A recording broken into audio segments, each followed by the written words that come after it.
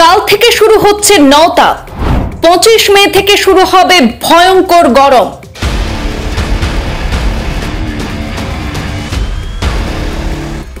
সূর্য যেন আগুন ছড়াতে শুরু করবে পৃথিবীর বুকে।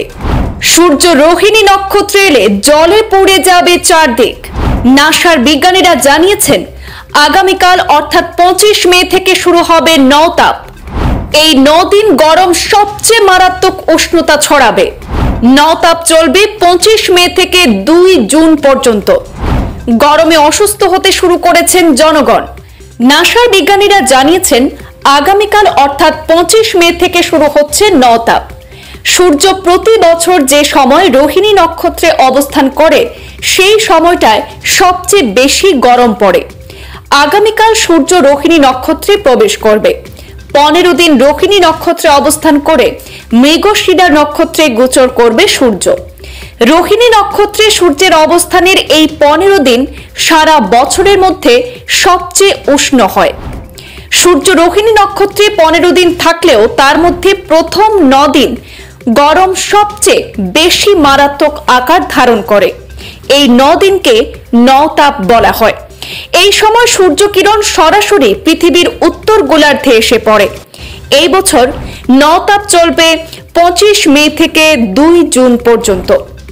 এই নওতাপের বৈজ্ঞানিক ব্যাখ্যায় জানা গেছে রোহিণী নক্ষত্রে সূর্যের অবস্থানকালে প্রথম 9 দিন সূর্য এবং পৃথিবীর মধ্যে দূরত্ব সবচেয়ে কমে আসে। নিজের কক্ষপথে ঘুরতে ঘুরতে এই সময় পৃথিবীর উত্তর গোলার্ধ সূর্যের সবচেয়ে নিকটে চলে আসায় প্রথম 9 দিন তীব্র গরম অনুভূত হয়। বিজ্ঞানীরা এই 9 দিনকেই নওতাপ বলেছেন। এই সময় সূর্য কিরণ সরাসরি পৃথিবীর উত্তর গোলার্ধে এসে পড়ে। এই গরমের প্রভাব পড়তে শুরু করে দিয়েছে দেশের বিভিন্ন প্রান্ত সহ আসামের বরাকেও। বিভিন্ন জায়গায় দেখা গেছে গরমে হাঁসফাঁস করছেন জনগণ। প্রচন্ড দাবদাহের কারণে পথচারী, ব্যবসায়ী, স্কুল কলেজের ছাত্রছাত্রী থেকে শুরু করে সাধারণ মানুষ সকলেই নাজেহাল। গরমের কারণে বাজার হাটে লোক সমাগম কম হচ্ছে। গরমের অবস্থা কি দাও? গরমের অবস্থা তো বেতালা, গরমে কাস্টমার কিছু নাই, কিছু নাই, কারেন্টও নাই, কারেন্টও না। এই তীব্র গরমে বাড়ছে স্ট্রোকে আক্রান্ত হওয়া সহ নানা ধরনের স্বাস্থ্য ঝুঁকিও। বরাকেও বিভিন্ন স্থানে দেখা গেছে গরমে অসুস্থ হয়ে পড়ছেন জনগণ। তাই সবাইকে সাবধানে থাকতে পরামর্শ দেওয়া হচ্ছে। বিভিন্ন রাজ্যে সরকারের পক্ষ থেকেও প্রশাসনের পক্ষ থেকেও সতর্কতা জারি করে সবাইকে জানানো হচ্ছে এই 9 দিন যাতে সকলে বিশেষ সতর্কতা অবলম্বন করে থাকেন। আপনারা কই দিকে আইছেন? হ্যাঁ, তিলবু মানে নিলাম বাজার আইছেন নাকি? গরম খুব বেশি না নি?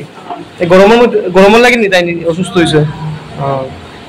দেশের বিভিন্ন শহরে তাপমাত্রা 40 থেকে 42, 43, 45, 46, 47 ডিগ্রি সেন্টিগ্রেডের মধ্যে ঘোরাফেরা করছে। শহরের বাসিন্দারাও গরমে হাঁসফাঁস করছেন। বৃষ্টির জন্য সবাই হাহুতাশ করলেও আশার খবর শোনাতে পারছেন না আবহাওয়াবিদরা। তারই মধ্যে এমন ভয়ঙ্কর খবর শুনে মানুষ আরো হতাশ হয়ে পড়ছেন। সেজন্য কিছু বিশেষ সতর্কতা অবলম্বন করতে পরামর্শ দেওয়া হচ্ছে। যেমন বেলা 11টা থেকে 3টা পর্যন্ত সময় যখন তাপমাত্রা সবচেয়ে বেশি থাকে সেই সময়টাতে বাইরের কাজ কমিয়ে আনার চেষ্টা করতে হবে। ঘরের ভেতরে বা ছায়া আছে এমন জায়গায় থাকার চেষ্টা করতে হবে।